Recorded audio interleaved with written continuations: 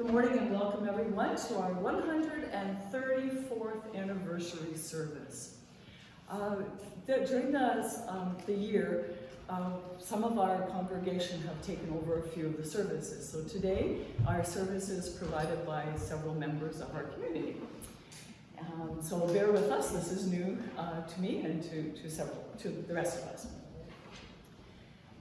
134 years ago, 1889. Close your eyes, picture what it was like in Wyville. Horse carts, probably. I don't know if the train system came here at that time. Think of what nature looked like around us, the big white pines. Think about the faith that those people had that built our church. And we thank them for that. 134 years of worshiping here. What was our relationship like with the indigenous peoples that lived in this area? How has that changed? How is that changing today? We'll take a minute to do a land acknowledgement. For thousands of years, First Nations people have walked on this land. Their relationship with the land is at the center of their lives and spirituality. We are gathered on the traditional territory of the Anishinaabe and acknowledge their stewardship of this land throughout the ages. We'll begin with the lighting of the candle. So if you would read the dark printed words, please, in your bulletin.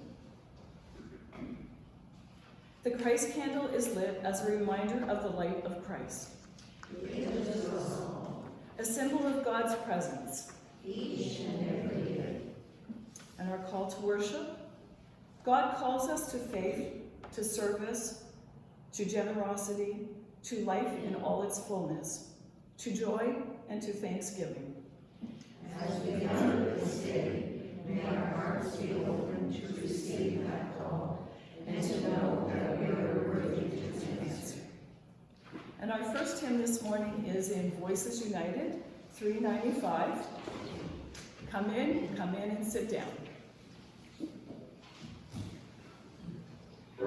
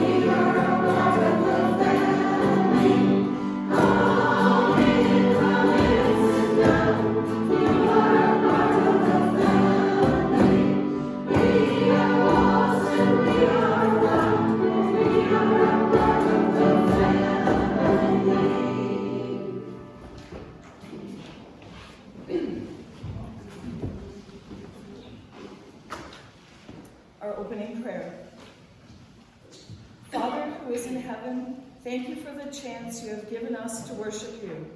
We want to thank you as a church for allowing us to meet here again this year as we mark this 134th anniversary. We thank you because you are with us. Amen. And it's my pleasure to introduce a family that is going to perform today and join us for our hymns. And Karen, would you take a minute to introduce your sisters and your Clark and Frank? This is my twin sister. This is my twin sister Sharon Foster. This is my younger sister Jane Smitha. And this is the baby of the family, Barb Benton. And we have Jane's husband Doug with us this morning. And we have Bonnie's boyfriend Ron with us this morning. And we also have Clark on the guitar. So welcome to you all, and thank you for joining us. They're going to treat us with a song, a hymn.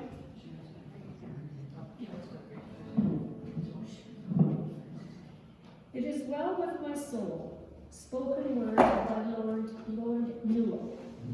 Life can be so unpredictable, joys and sorrows, beautiful blessings and distressing difficulties can come unexpectedly. Our life streams and plans can change in an instant. We all know this to be true, so we can find peace amid such turbulence.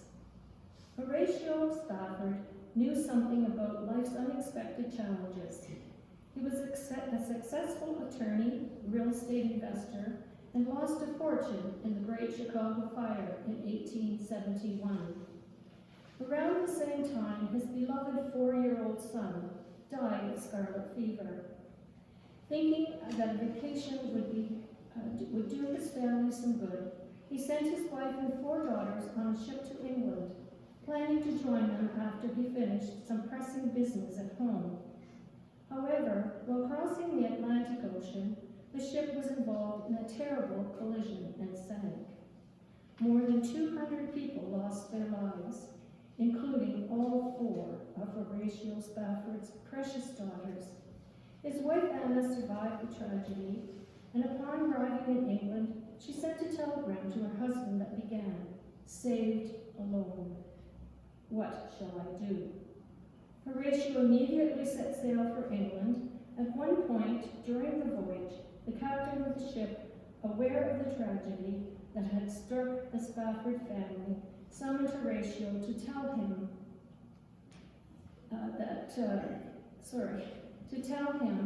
that they were over the place where the accident had taken place. As Horatio thought about his daughter's words of comfort and hope filled his heart and mind, he wrote them down, and they have since become a well-beloved hymn. When peace like a river attendeth my way, when sorrows like sea billows roll, whatever my lot, thou hast taught me to know, it is well with my soul. Perhaps we cannot always say that everything is well as all aspects of our lives. There will always be storms to face, and sometimes there will be tragedies. But with faith in loving God and with trust in his divine help, we can confidently say, it is well with my soul.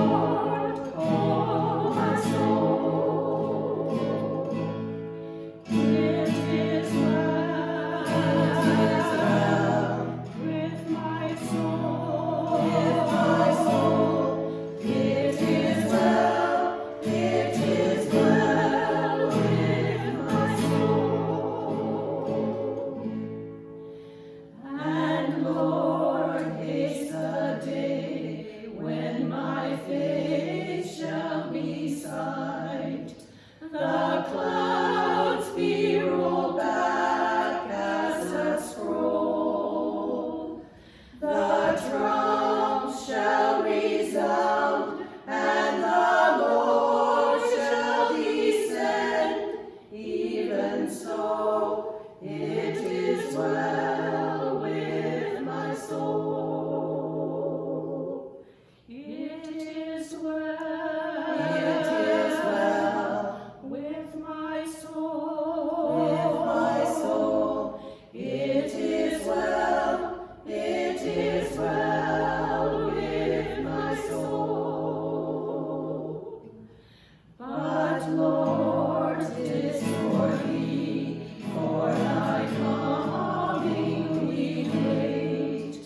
The sky, not the grave, is our goal.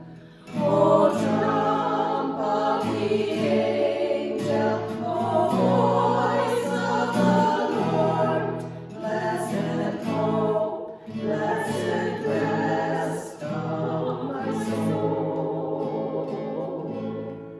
It is well. It is well with my soul. with my soul. It is well. It is well with my soul.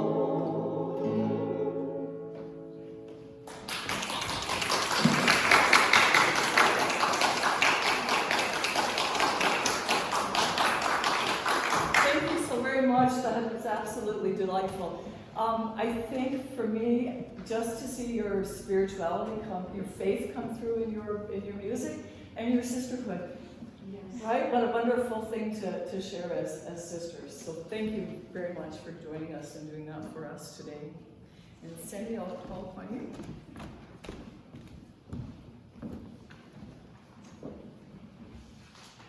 You turn to your bulletin and join me in the prayer of confession.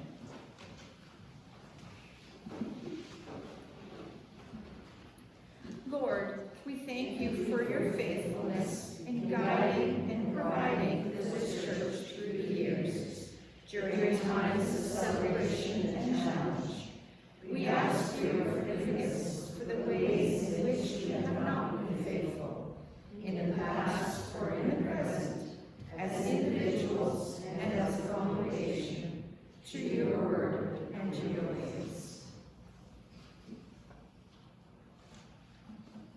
In the words of assurance, please join me in the bold print. Come, dear friends, and receive God's grace. See all the God is doing for us. Follow Jesus as he leads you closer to God. We will sing of God's love for us. We will sing in song of hope and wonder. Thanks be to God. We are forgiven. Amen. And now I'll invite Pat back to do the time with the children.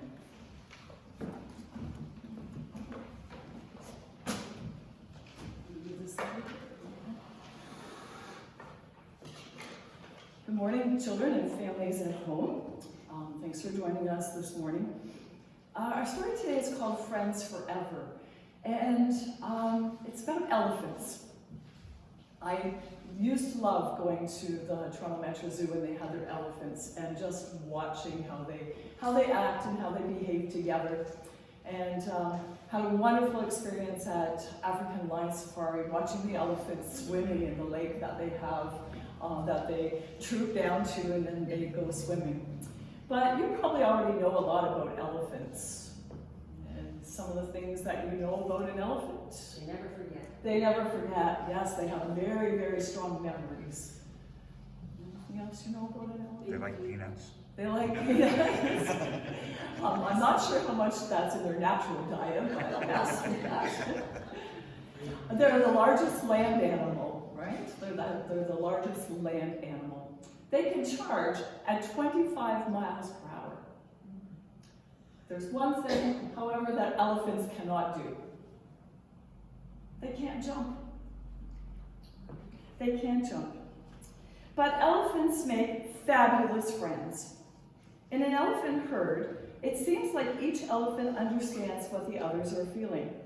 If one elephant is unhappy, the others will go to the elephant and they chirp and they talk to the elephant, and they'll take the end of their trunk and put it in their mouth and touch their mouth. And that's kind of like hugging. For an elephant, that's hugging. So you're probably glad that's not the way we hug. If an elephant is hurt, the other elephants will come and aid the hurt elephant. If they're threatened by a predator or a human, they will come and stand in a circle around the elephant. Often when a mother has a calf, the other elephants stand around to protect that mother in her vulnerable time. And if they're apart from each other for a long time, so if two elephants are separated from each other for a long time, when they get together, they actually do remember each other, and they greet each other with those little trunk hugs and the chirping and the sounds that they make. So it's true, elephants do have a very long memory. I believe they also remember people that have been important parts of their lives. Connecting with each other and helping each other and protecting each other. That sounds like a pretty awesome definition of friendship, whether you're an elephant or human. Jesus said this, "Love each other as I have loved you." That's the secret to getting and keeping good friends. When a friend is hurting, comfort them. Give them a hug. If a friend needs help, go and help them too. And if a friend is being attacked by bullies or, friends, other friend, not friends, enemies, I guess, stand up for your friend. Stick together. That's what friends do. We're also called to reach out and treat other people as friends. So, how do we do that? You've probably taken food to a food bank or to a food drive. You're reaching out to other people and helping them. There may be a refugee family that's moved into your community, and maybe you've donated some clothes or some toys. That's reaching out beyond your friends. We've raised some money in our church to help Camp Simpresca so that some children that wouldn't have the chance to go get a chance to go to Camp Simpresca. We reach out to lots of different things, which we'll talk a little bit more about further in the service. So God is calling us to be kind and the best friend you can be to your really close friends and people in your community that you love, but also to the people outside of our circle, all those people that need us. That's what Jesus does for all of us. He cares for us. He's your friend forever. And what could be greater than that? Let's say a little prayer together. Lord, help me to love and comfort and stand up for my friends the way that you love and comfort and stand up for me. Amen.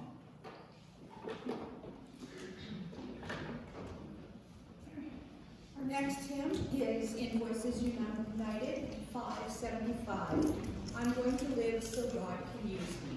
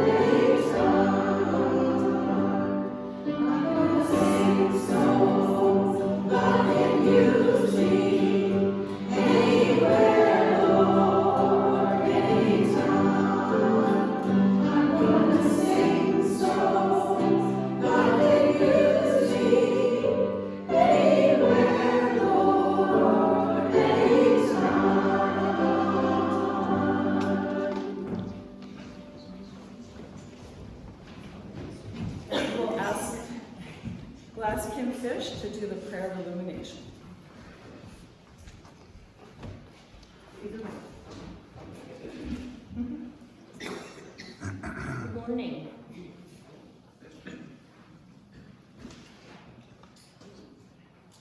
As we gather today, surrounded by the loving care of a community of faith, remind us to invite all those who are without safety, support, and acceptance to this sacred space. Challenge us to include those in need, whether here in our own community or on the other side of the globe, as part of our faith family. Even if we never meet them, may we always invoke their spirits, stories, and names to grace this space.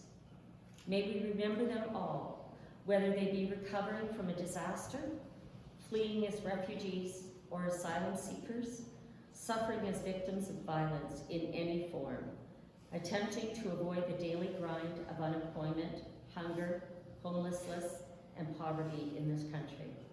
God, we can't help but acknowledge what a generous God you are. Guide us as your sons and daughters to respond to the needs of our brothers and sisters, wherever they may be. Call upon us in our abundance to share what we have, so that others may receive what they need to live the abundant life Christ has offered us all. Dare to share and to do so faithfully, joyfully, and with conviction. O God of all abundance, hear our prayer. Amen. And Sandy is doing scriptures this morning.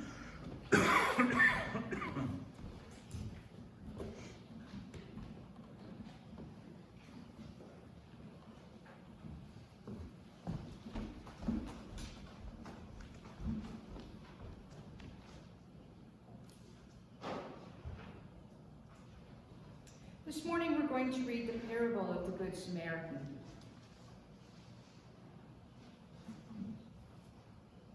What is written in the law, he replied, and how do you read it? He answered, love the Lord your God with all your heart, and with all your soul, and with all your strength, and with all your mind, and love your neighbor as yourself. You have answered correctly, Jesus replied. Do this, and you will live. But he wanted to justify himself, so he asked Jesus, and who is my neighbor? In the reply, Jesus said, a man was going down from Jerusalem to Jericho when he was attacked by robbers. They stripped him of his clothes, beat him, and went away, leaving him half dead. A priest happened to be going down the same road, and when he saw the man, he passed by the other side. So too, a Levite, when he came to the place and saw him, passed by on the other side. But when a Samaritan, as he traveled, came where the man was, and when he saw him, he took pity on him. He went to him and bandaged his wounds, pouring on oil and wine. Then he put the man on his own donkey, brought him to an inn, and took care of him. The next day, he took out 2 denarii and gave them to the innkeeper. Look after him, he said, and when I return, I will reimburse you for any expense you may have.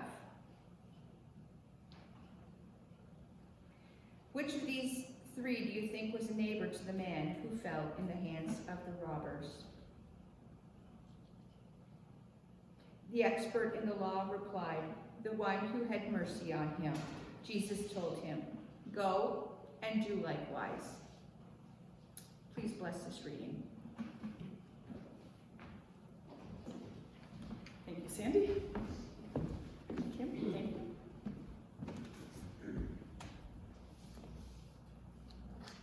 In lieu of a sermon, we are going to do some little presentations for you. As Christians, we're called to action. Sometimes that action is things that are organized within our church, and it's outreach that we do in our church. But often there are many people, not often, there are many people in our congregation that take their faith and act it out in other parts of their life. So they're involved in other activities where they're able to show how they're a Christian, how they care for other people.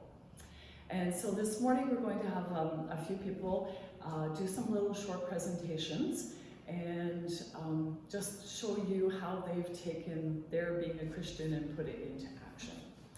So I'm not sure that we decided in order, but Vonna, would you speak first this morning? Certainly. Thank you. I think I'll go over here. That's fine. Because then I don't have my best side piece. Yes. Good morning. And welcome guests. Your music was just so moving. Thank you very much. My sisters and I sing, but nothing like this. Nothing like this. I'm a member of the Royal Canadian Legion, Branch 68 in Penetang, and have been a member for 30 years, joining as an associate member on behalf of the fact that my father served in World War II. However, today, anybody can join the Legion. You do not have to have any affiliation with someone in your family who served in any part of the armed forces at all. This Legion in Penetang, we are like this church, clawing our way to continue. And it's like any organization, membership. I think all service clubs would probably say the same about getting people in. We have 400 members in Penetang, but perhaps 40 are active of the 400. And those are the ones that day in, day out, serve luncheons, volunteer, do the poppies. I can go on and on about that. The Legion itself was started in 1926. The first Legion is Winnipeg, Manitoba. That's where it all started. And quite interesting enough, our Legion in Penetang will be 100 years old as well in 2026. So we're one of the oldest legions of the Dominion, really. I did not know that until we started talking about making preparations for 2026. Our mission is to serve veterans. That's number one. And that's probably one of the reasons I joined. Just to, for Dad's sake type of thing. And their families, promote remembrance, and to serve our communities out there. I think over the years, from the 60s, 70s, and 80s, people thought that the legions were watering holes. And they probably were. We had all kinds of members, and people went there on a Friday night for a dance, Saturday night. We still do have dances, of course, and social things going on. It was a place to gather and, fellowship, just like we do in church. But we do many, many things in our community, many things. I was just at a meeting in Collingwood and found out that the Legion in Ontario sponsors and pays for all track and field meets. That one at St. Teresa's High School a couple of weeks ago was sponsored by our provincial Legion, and to the tune of $30,000. And people are not always aware that we do that. We're out, there was a young lad in Penetang a year ago who became electrocuted. 4 days on the job, you probably saw his. Okay, we had a fundraiser for him. Might be a month ago. We raised $9,000. He's doing treatments in Texas right now, which are not available in Ontario. The building that just collapsed on the main street of Penetang. 14 people displaced. There was the Legion, as well as the Red Cross and other service, not just us. They're helping, taking people in, giving them money, giving them support. There's probably 100 ways that we're out in the community, but For me, it's visiting veterans. And every week, every Tuesday, another lady and myself, there's 5 teams of 2, we go out and we visit veterans and their spouses in all 7 homes in Penetang and Midland. Midland Legion does not do this, but we do. And oh boy, it's a win-win for us, going to visit these veterans. You know, average age about 94, 95. You're young if you're, we have one chap who's 78, and he did not serve overseas, but he was in the service in Canada, search and rescue, so he's a young veteran, but they're few and far between. So we have a schedule, so last week, we were in Georgian Village in Penetang, just happened, we were there, and visited 5 people. The last one was, just because it's local, Mrs. Howard. So our curling friends, Glenn and Russ, their mother, and she's in Georgian Village, has a apartment that's bigger than my house. Beautiful, beautiful apartment there. 98 years young. And come on in. She's just so happy to see us. She's alive, vital, with it. First thing she says to us is, I don't know why I'm here. How did I live so long? We hear this a lot from veterans, you know, or their spouses. The spouses, there's a lot more spouses than there are of the veterans. And they wonder, why? All my friends are gone. How come I'm still around? And we reassure, just like we were saying, we reassure and say, you know, the good Lord's not ready for you yet. You're fine, you're okay, you know. We always have wonderful visits with these people and leave with permission. Oh, I have to say this before I leave here. Veterans and their spouses lie, because I go in with chocolate bars and Kleenex or whatever I have, power, whatever. If I was to take their word, oh yes, I can have chocolate. Oh sure, I just love sweets. Well, I was stung once because this lady looked me right in the eye. Oh yeah, oh, thank you. So I left, you know, 3 or 4 chocolate bars, and as I'm mingling around, the PSW or nurse comes over and taps me on the shoulder and says, "Can I speak to you please for a moment?" She said, "That lady really cannot have any chocolate." But she says they lie. I said, thank you, thank you. So now I ask first, you know, I go to the nursing station and say, is so-and-so able to have a treat? Many do. In the King Place, they say to me, you know what? If that veteran and his wife, or his wife, have reached the age of 98 and they want a sweet, give it to them. And I think of that of myself. When I get to that age, I better have sweets, a drawer full of them when I'm there. We have, I just brought 1,350 branches in Canada, 400 branches in Ontario of the Legion.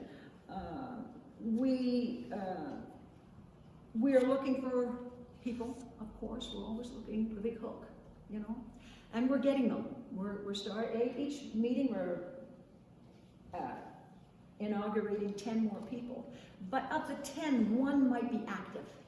You know, this is the thing, to get them in, because people, you know, are just saying, you know, I can't commit, you know, once a week or whatever it happens to be. Anyway, proud to wear this. Proud to visit our veterans and their spouses, and I would welcome anyone to come sometime and come to a luncheon, come to a dance, come to a bingo, a meat roll. We're there, and we'd love to have you as part of this grand organization. Thank you. Thank you, Lana. Thank you, Lana, for your Christian service through the Legion. Even though it's not a church, institution, you're still doing Christian work, so thank you. Another member of our community that does Christian work through another organization is Lenore Woodside.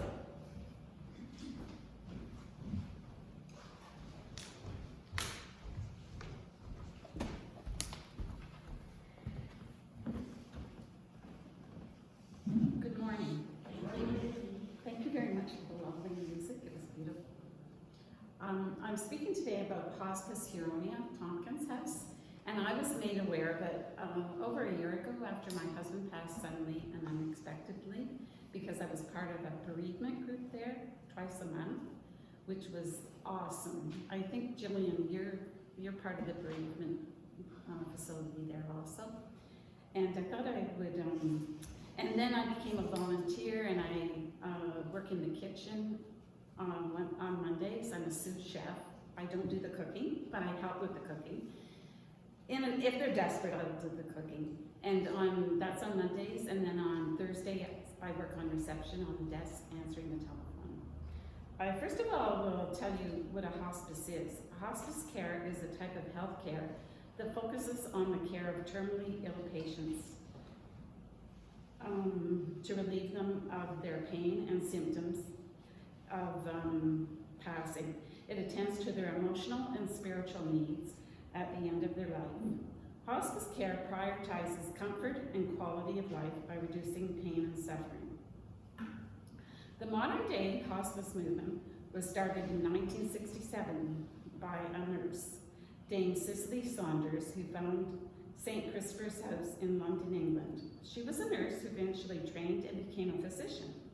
Hospices are less expensive to run than hospitals. Tompkins House expects to save taxpayers $1 million in health care each year compared to hospitalization. A hospice bed costs about $500 a day versus $1,100 for a hospital bed. Tompkins House provides a beautiful home-like environment where those in the final weeks of life can live in comfort and dignity until they pass. The driving force behind the building of Tompkins House was active in the community. You're probably aware of it, close to 30 years ago, in 1993.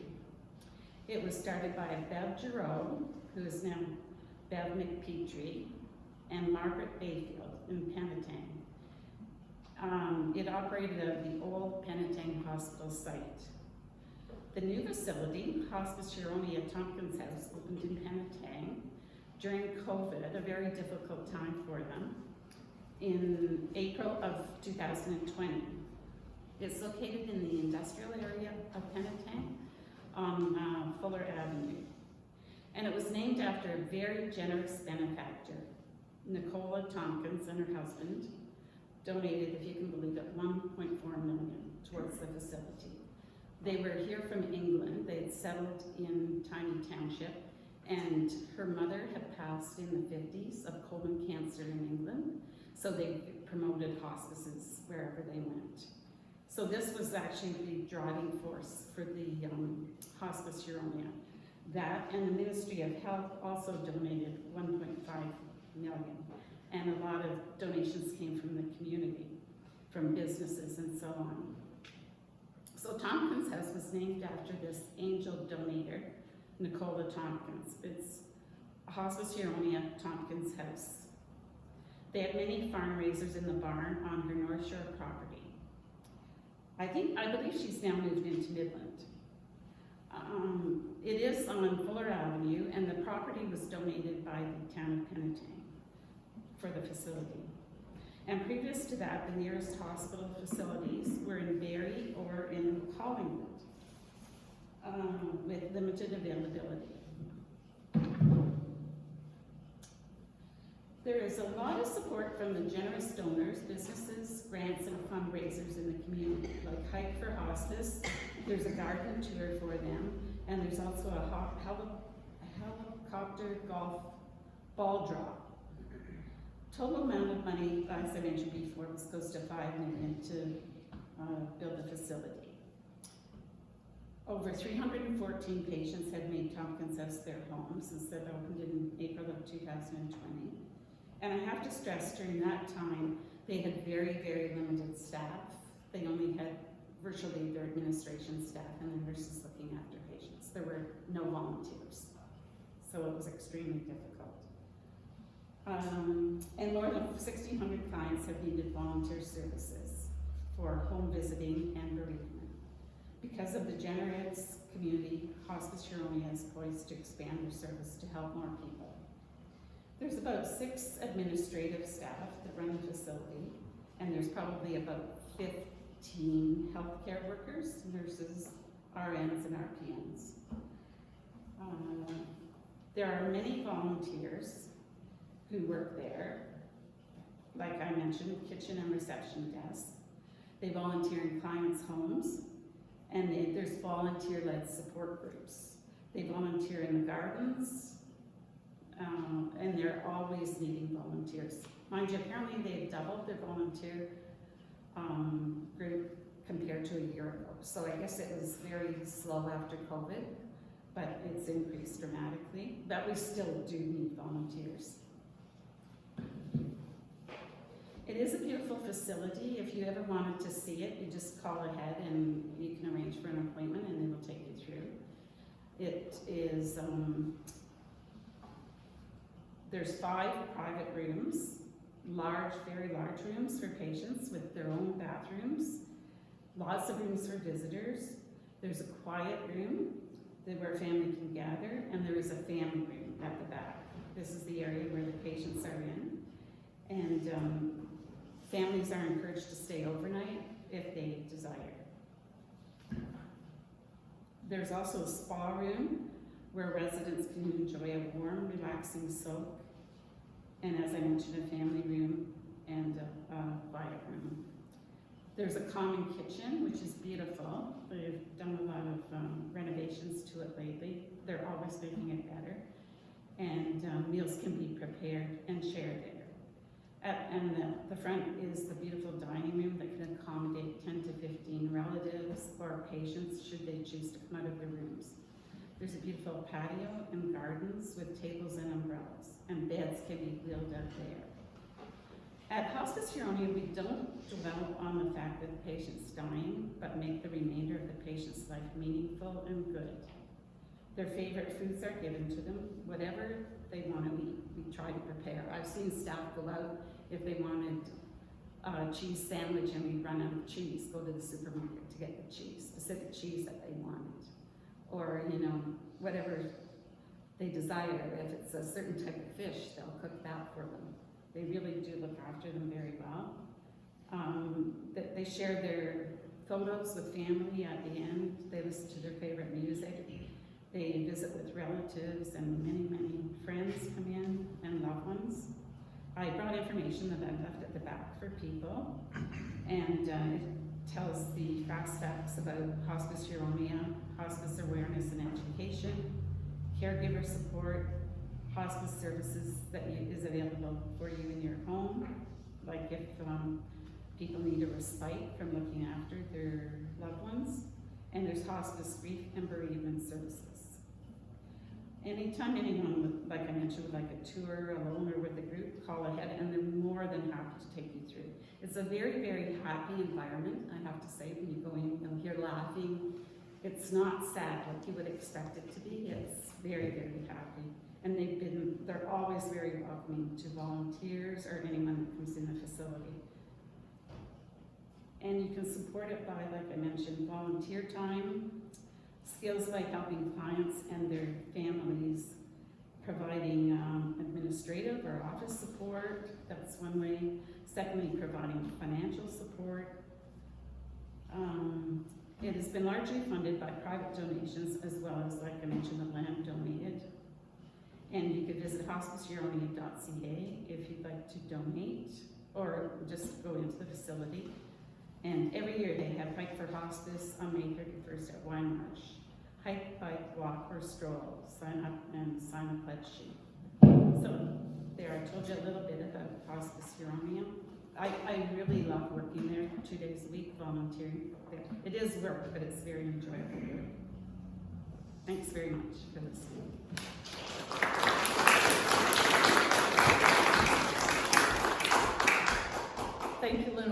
that outreach that you're doing in that really special setting, a special part of lives. Katie, I'll invite Katie Mustard to talk about her school. I made a little PowerPoint with all the pictures of the kids.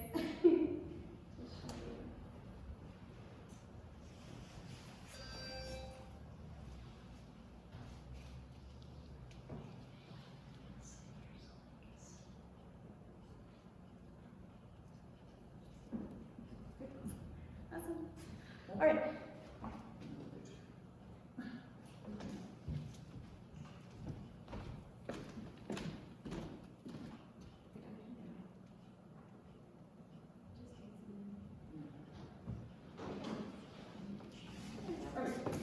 Hi, good morning. So True North Christian Academy is where I work. I'm the 1-2 teacher there. It is in Stainer at the Stainer Evangelical Church. It has been in operation for 16 years. It used to be in Wasaga Beach at the Lighthouse Church on Sunnyvale Road, but then a few years ago we moved to Stainer. It was started by Lynn Arnott, and it only had 4 students. I've worked there for 15 years. I love the small class sizes, which usually stay around 10 to 15 students, and we have grades from kindergarten to grade 8. And usually our population is about 50 students in total. So if you want to, so that's my classroom over the years. I do different themes like emojis and peanuts and Dr. Seuss. So I love small class sizes. We follow the Ontario curriculum expectations, and the only difference is we do music and art for all 3 terms. I'm the music teacher, and I teach grades 1 to 8, and from grades 3 to 8 we do instrumental music, which is really fun. So I have a class of 10 students this year. I have 3 grade 2s and 7 grade 1s. We have numerous spirit days. So this is just a bunch of like pictures. We do lots of art and dress up, and so we have lots of, you can keep going too, because we have lots of spirit days like Pajama Day, Character Day, and the 100th day of school. We also have lots of fun with Christmas and Easter. Each year we put on a Christmas production, which I usually create and direct. So we've done Christmas Around the World, a Christmas Mystery, and last year we did a Christmas Game Show edition. So we did like Jeopardy, Wheel of Fortune, and they had to come up with different questions and do the performance. So that was our little Christmas production. We also love being outside and engaging in activities as a whole school. So we really try and bring all of the students together a lot, and where the older students have an opportunity to mentor the younger students and help them out. In February, we have winter elective programs for 4 weeks, where students can choose to go skiing, snowboarding, or skating. We also do, so more the Christian aspect, we do daily devotions each day.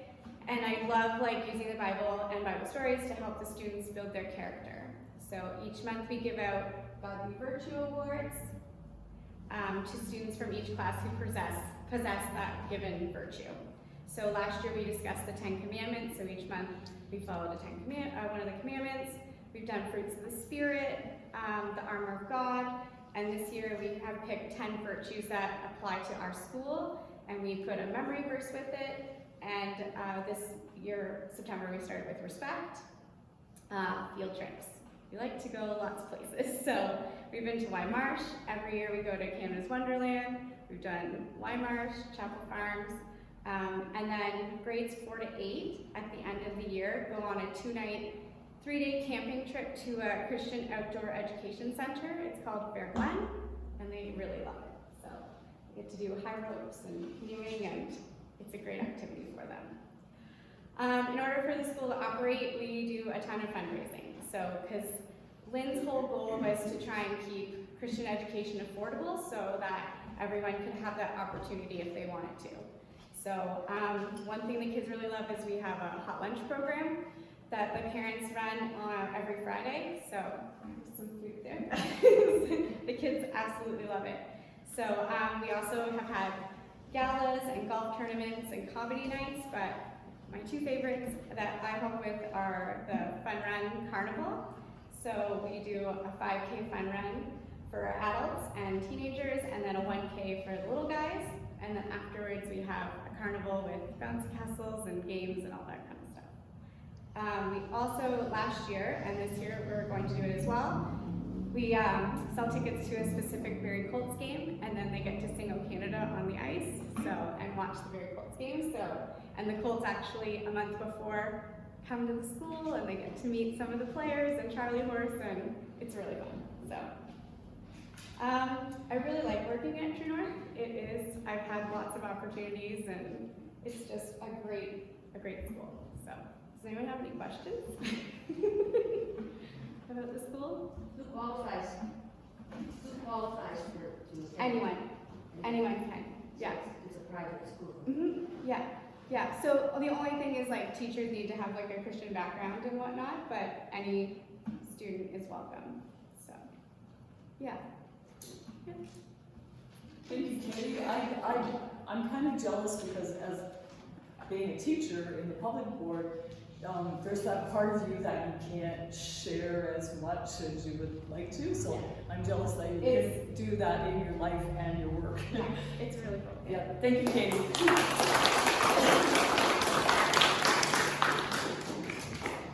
On your little donation envelopes, there's the part that goes to our church, and then there's the one side you can designate money to go to outreach. And the United Church of Canada does many outreach programs, and Kim is going to tell us about A Minute for Mission is what we call them. It just is a little sample of outreach that the United Church does on our behalf.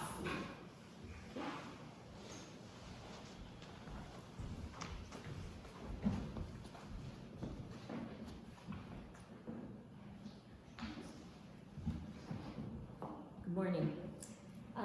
One of the things that Katie was speaking about, as well as Pat, is that our children in Canada have the ability to go to school. That is a right that they have. However, a lot of students or children do not have that right through other countries, and especially women in a lot of countries are not allowed to go. It's okay, as long as it's not talking.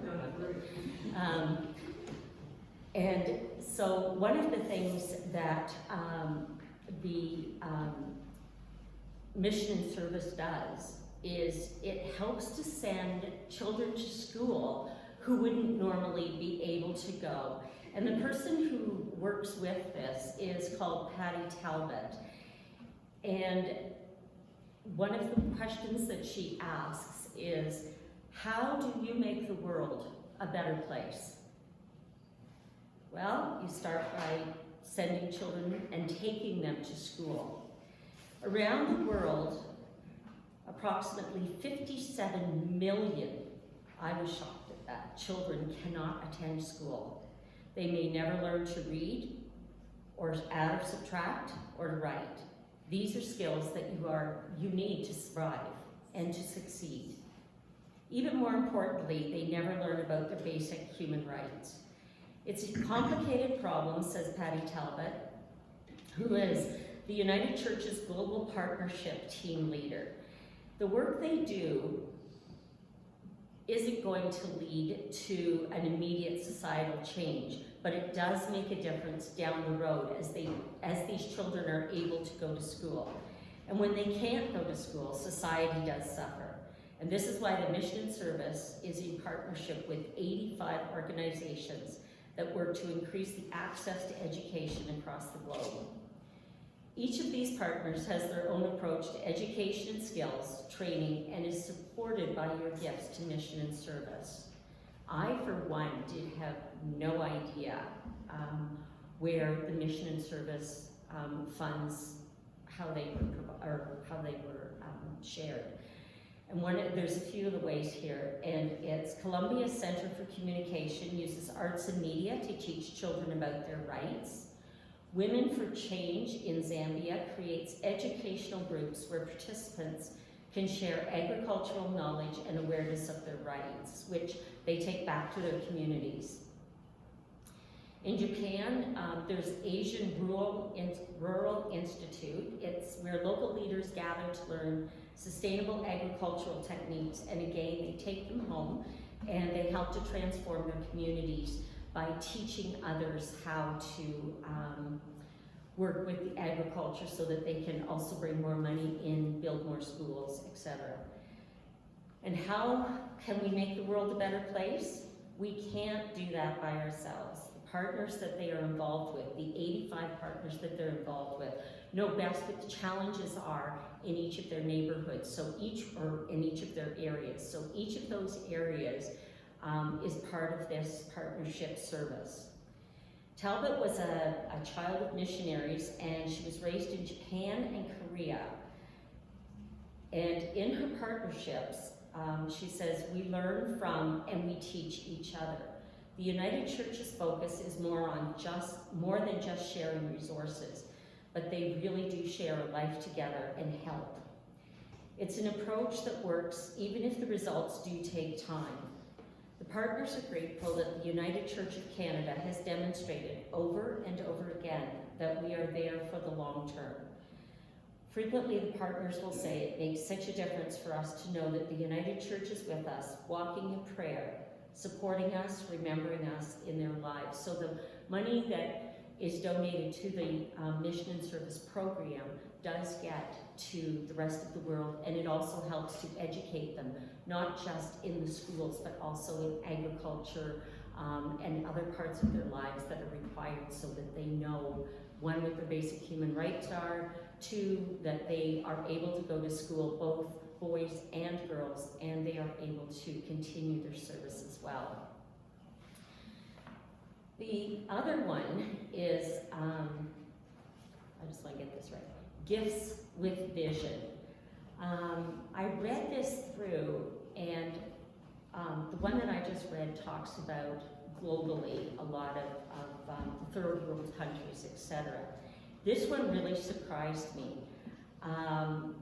You can buy for a gift different support areas. And one of the things that I'm going to read about this morning, because it surprised me, was security and support in the heart of the community. 62,000 people living in London, Ontario are facing an ongoing challenge of living in poverty every day. For them, struggles with mental health, addiction, or abuse are common, and lack of food and financial insecurity are the norm. London Community Chaplaincy offers emergency resources, daily support, parenting connection groups, and quality after-school programs for children and youth. They make this accessible support in the heart of the community, and it is a lifeline for many families who often feel isolated and alone. The chaplaincy offers parents and families to ultimately break the barriers and stigma of growing up in poverty and learning to thrive in the future. And again, that's one of the things where teaching the parents, teaching the children, and giving them a safe space to come and learn and talk and share is going to make a huge difference, not necessarily in today, but as those children grow, it's going to give them an opportunity to have more education and to help them further so that they can help others as well. And it was interesting to me how small an amount this is. For $35, you can provide resources and support for parents and families who live in poverty in the areas. So those are a couple of the things that the United Church, through their mission service, does provide with our not only within Canada, but also overseas. And you will as well get involved with the community as well. And that's what I was thinking as I was reading this as well. So it takes everybody to build a community, not just one group or one resource. Thank you. Thank you, Kim. And I think it's important that regularly we look in that book and, like Ivana has encouraged us to really look what the United Church is doing. I think it was back last fall, we did some purging of We've got a back room, the big center where we have our dinners, and there's a couple of rooms up there, and they were just jam-packed full of things, but we found an amazing treasure that's it's going to take us back in history. So we discovered these boxes with artifacts about our church. We haven't had a chance to go through all of them yet, but I'm going to let Jill and Carol just tell you about a couple of things that they have discovered. And it ties in with our anniversary service.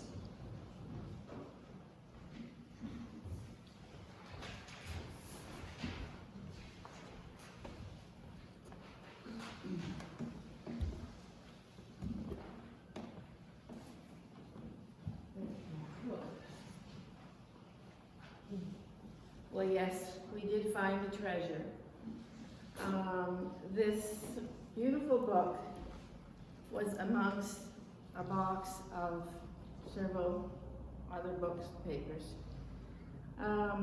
It was researched by the early people of the church in 1975. And the reason it has 50 years on it is that is 50 years since the union of the church, which happened in 1925 when the three churches came together, Presbyterian, United, Congregationalist, to form the United Church. So, but this book also contains many years prior to that. So I'll just pass it. I will take that downstairs and we'll have a look at it afterwards.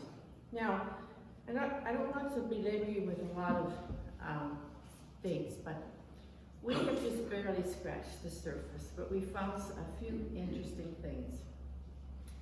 And the United Church congregations back in the early 1900s, late 1800s, were no strangers to giving back to the community. They made donations to a number of groups. They worked within the community to raise funds to build their own churches, and that tradition has been the basis for, I think, many church goers within the United Church today. Back in 1879, the railroad came to Wyville, built the station, and that's when the village was really incorporated. So about 1890, they decided to build a community church. They didn't care whether you were Presbyterian or Methodist or whatever, but it was a community church and everybody came. Eventually, through time, they got sorted out as primarily Presbyterian and Methodist, but they all went to the same church. Eventually, the Methodists decided they wanted to build a church, and I'm not sure of that location. It was over on Queen Street somewhere. The directions are not very clear. It could be any one of the lots over there. So they built the first church, and Methodists and Presbyterians both used it on alternate times. One week, the Presbyterians would use it in the morning for a service. The next week it would be in the evening, so there were two services this day. But what happened was that many of the people in the community went to them both the services. Many of the people in the community sang in both choirs as well. Now, that church, when it was first built, was a wooden church. The lumber came from the mills around, and later it was deeded to the Methodist Church of Canada. But Presbyterians started organizing about the same time, like 1889, and they rented the church for $25 a year for those services every Sunday. So the union was really not a new concept to the people of Wyville at that time, because they had been working together all along. In 1918, that church closed, And that was at the time, the congregation then amalgamated with the Presbyterians. And that was at the time when Reverend Bethune was the minister here. And that is a well-known name. I believe he was the brother of the, what did he invent? Was it penicillin? Some medical involvement. The church was demolished about 1924, and by this time the Presbyterians had already built a church here.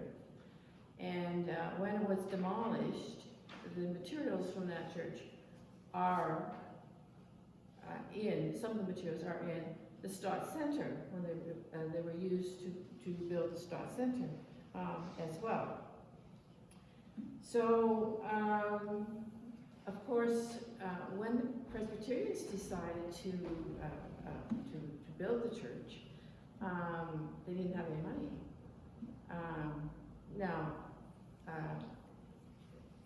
They decided to canvass people, and within 1 year, they had the $600 that they needed to build the church.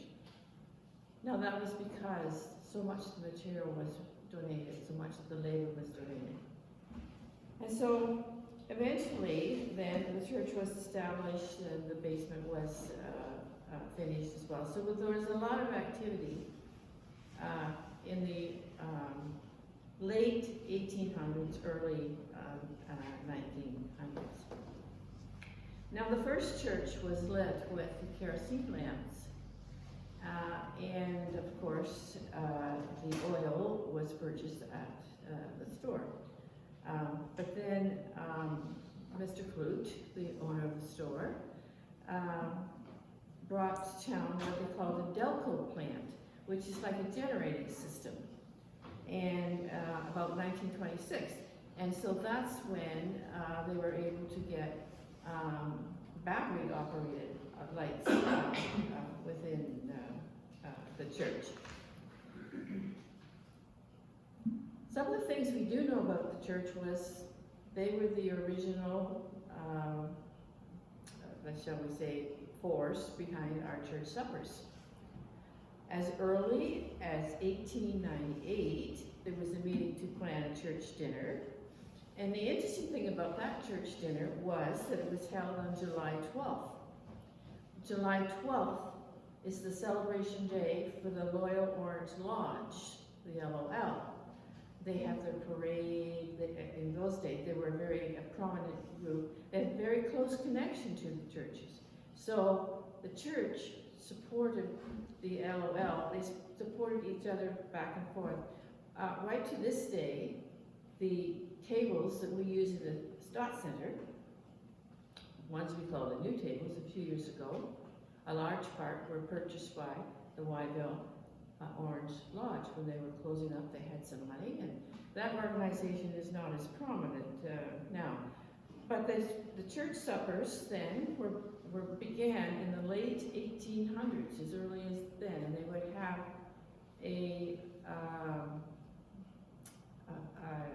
I guess what developed into our strawberry supper in June or July, and then a supper in the fall. Now, we know about those suppers, but did you know that they had an oyster supper? Now, I don't know how we got oysters to Wyville. But anyway, there are very few details, but it's listed in the ladies' minutes in the years 23, 24, 25, for 2 or 3 years in succession then. They had an oyster supper.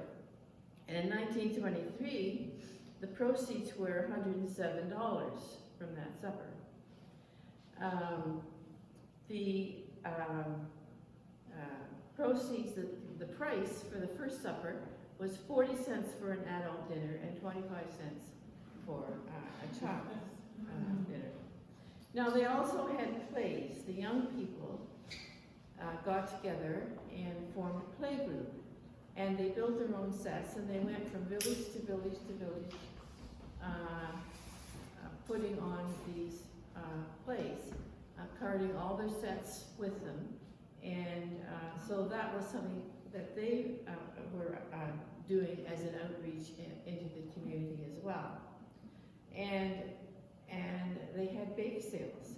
1946, there was a large bake sale down at Mr. Harvey's cottage at Windlewood Beach. And according to the book, they had a profit of $145, and it was a fine fellowship between country and beach. So they did that as well. Now, they donated to a number of homes. By homes, I mean, some of you will know about the Bernardo Home from England that sent out a number of young boys and girls to Canada in the early 1900s. They were orphans, and a number of them were placed in the Wyville area. My father-in-law, Bill Withall, was one of them. And there were a number, so they donated to that home.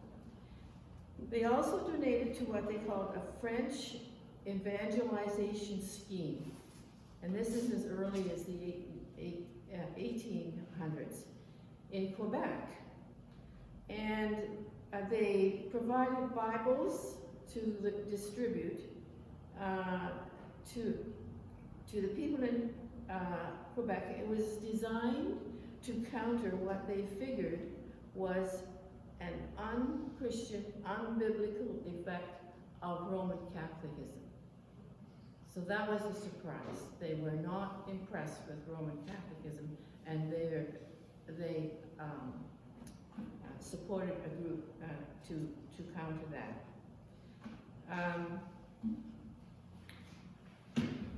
Also,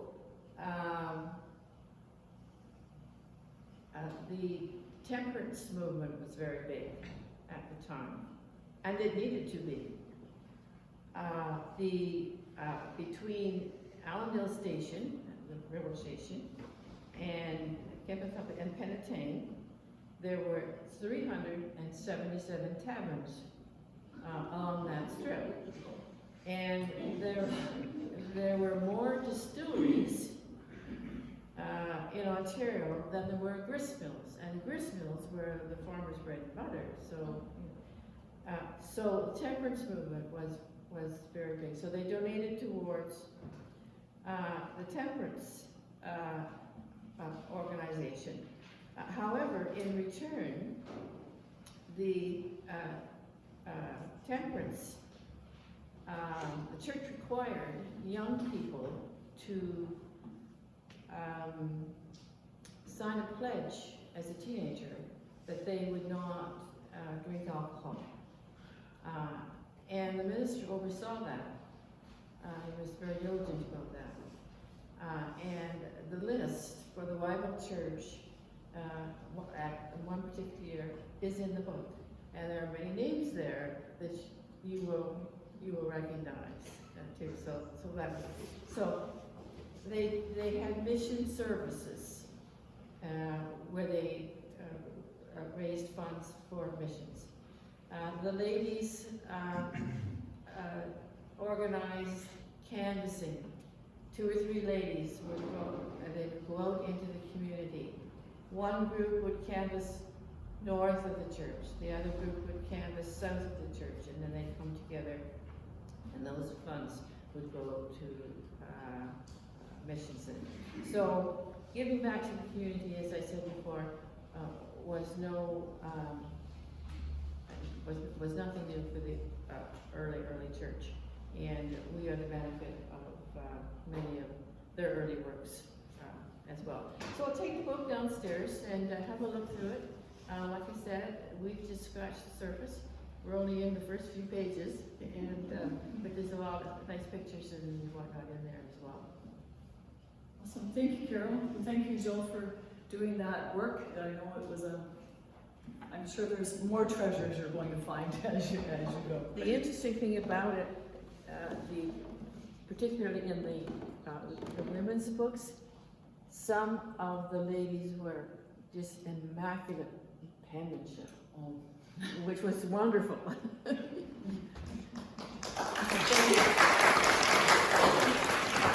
Thank you everyone for Christian outreach into our communities. We're going to sing Amazing Grace, and it's in Voices United 266.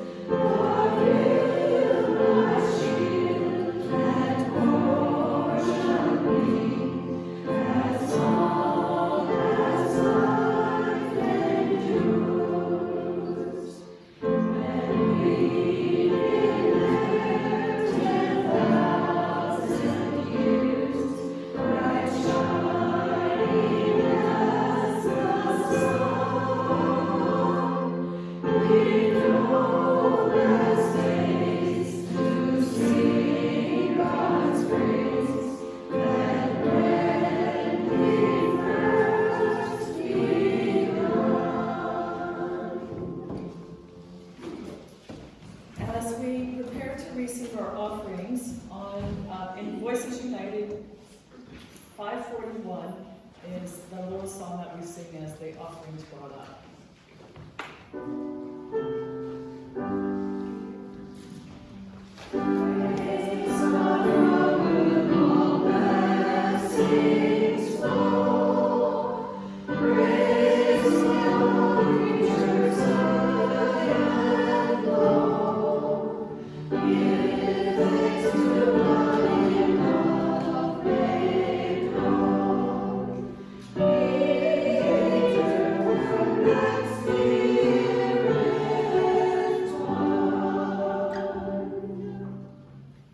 Thank you for the capacity and the privilege of giving.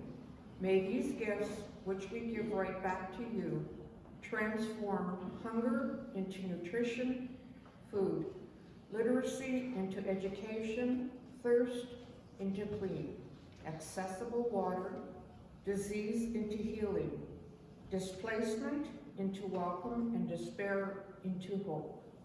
We humbly ask you to consecrate these gifts for the transformation of lives and communities, so that our abundance may be for their need, and their need become our abundance. Amen.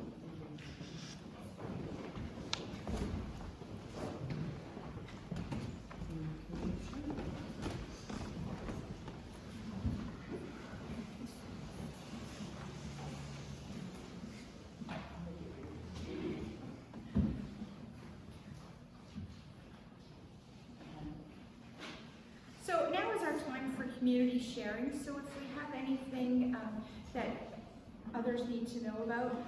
I know we've got our turkey dinner that's coming up, which is Saturday, October the 7th. The donation callers list, we still need callers. If you're able to make a few calls, that would be much appreciated. We also have a schedule for when we need volunteers, so if you could speak to Pat or myself after church, we can let you know what times that we need volunteers so we can get that dinner underway. So that's one of the things we have coming up. Do you have dates for youth group or anything? Not yet. No? Okay. I noticed in the bulletin the Wyville UCW meeting is coming up September the 24th, and the guest speaker will be Krista Wilson, and she's a co-owner of Young Drivers of Canada. So that will be following worship on September the 24th. Book club, anyone want to speak to book club? Book club is starting again on Wednesday at 2 o'clock. We welcome everyone. I think that we'll start off with maybe your favorite book of the summer. We'll make it easy. We also, besides sharing books, and we do solve a lot of the world's problems. We try. I'll just leave it at that. Everyone is welcome. Thanks, Fauna. You'll also notice in the bulletin we have November the 4th, we have a Christmas market that we're going to do out in the Stott Center. So we'll have vendors. Vendors can rent a table and sell, similar to what we did at the garage sale. But we will also have a takeaway ham and scalloped potato dinner. So similar to what we did at the garage sale when we had the shepherd's pie, people can come and buy the ham and scalloped potato dinner. So it'll be kind of a first come, first serve, but we will have ham and scalloped potato dinners available that day as well. And if we don't sell out, then we'll pop them in the freezer and we can use them and sell them continuously from there. But I have no doubt we'll usually sell out. Anything else you can think of? Okay, so at this time we will pray for our community members. In our bulletin, we have Mary Anderson and family. We have Rose and Peter Belcom and family, and Thelma Bailey and family. So we'll keep those families in our prayers this week. We also continue to pray for Marilyn, Oakland, Ross, Ray, Heather, Sharon, and Nick. So we'll keep those people in our prayers this week as well. Yes. We also had news this morning that Reverend Heather Graham passed away yesterday. So keep her family in your prayers, and if once we hear any more details about that, we'll let everyone know. Okay. I think we're going to skip the hymn for time-wise. Yeah, I think so. All right, go ahead. Yeah. Okay. We were going to sing another hymn, but time's gone by, so we'll skip that last hymn. Join me with the commissioning. Eternal God, we give thanks to you for the members and the ministry of this congregation, for those who had the vision to found this congregation, those who sustain and represent ministry, and those who will carry this mission forward into the future. And for the benediction, on the very back is the new creed, so we'll read that together.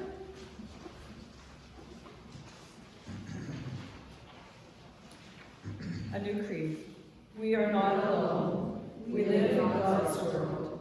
We believe in God, who has created and is creating, who has come to Jesus, the Word made flesh, to reconcile and make new, who works in us and others by the Spirit. We trust in God. We are called to be the church, to celebrate God's presence, to live with respect in creation, to love and serve others, to seek justice and resist evil, to proclaim Jesus crucified and risen, our judge and our hope. In life and death, in life beyond death, God is with us. We are not alone. Thanks be to God.